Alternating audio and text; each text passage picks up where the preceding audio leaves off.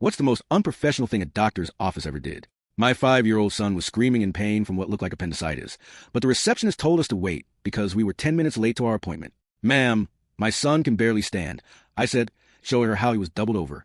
She didn't even look up from her computer. Policy is policy. Late patients wait. I explained we hit unexpected traffic from a car accident, but she just shrugged and pointed to the waiting room. Other families were staring as my boy collapsed into a chair, clutching his stomach and crying. 20 minutes passed. I approached her desk again, my son, now pale and sweating. Please, something's really wrong with him. I begged. Sir, your son needs to learn patience, she said coldly. The doctor will see you when it's your turn.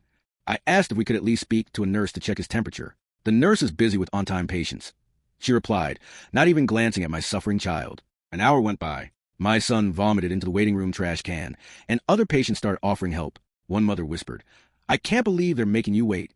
I marched back to the desk. My son just threw up. Can we please move this along? The receptionist sighed dramatically. Children get sick. That's why you're here. She handed me paper towels like that solved everything. My son was now lying across 2 chairs, barely conscious. A grandfather in the waiting room stood up and said, This is ridiculous. That child needs help now. The receptionist shot him a look. Sir, please don't enter in with office practices.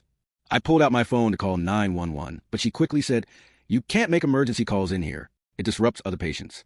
That's when I lost it. Are you seriously telling me I can't call for help? Hospital policy, she said, pointing to a tiny sign. One dad offered to drive us to the ER himself. My son's lips were turning pale, and he'd stopped crying because he was too weak. I finally stood up and took my son to the ER. We rushed to the ER, my son barely responsive in his car seat. The triage nurse took one look at him and called for immediate assistance. Within minutes, doctors were surrounding him, running tests and starting in 4. How long has he been in this condition? The emergency doctor asked. About 4 hours, I said. His pediatrician's office made us wait. The doctor's face darkened. For hours with these symptoms? 20 minutes later, they were wheeling him into emergency surgery. The surgeon came out afterwards looking grim. His appendix was minutes from bursting. The infection was already spreading. My heart stopped. What would have happened if we waited longer?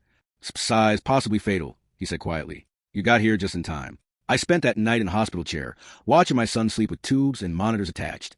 The next morning, armed with surgical photos, hospital reports, and a lawyer's business card, I walked back into that doctor's office. The same receptionist was at her desk, looking surprised to see me. Oh, you're back. Did you want to reschedule your missed appointment?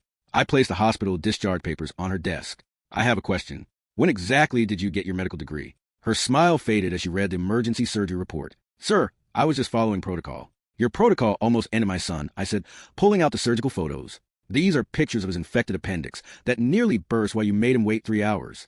The office manager came running out, having heard the commotion. Sir, please let's discuss this privately. No, I said loudly. Everyone here should know what happens when you follow the late policy too strictly. The office manager was practically begging now. We'll review our policies immediately. This won't happen again. You're right. It won't, I said, because I'm reporting this to the medical board or insurance company and every parent review site I can find. The receptionist finally spoke up, her voice shaking. I didn't know it was that serious. That's exactly the problem, I replied. You're not qualified to make that determination. 2 weeks later, they called to tell me they'd implemented a medical emergency override system and retrained all front desk staff.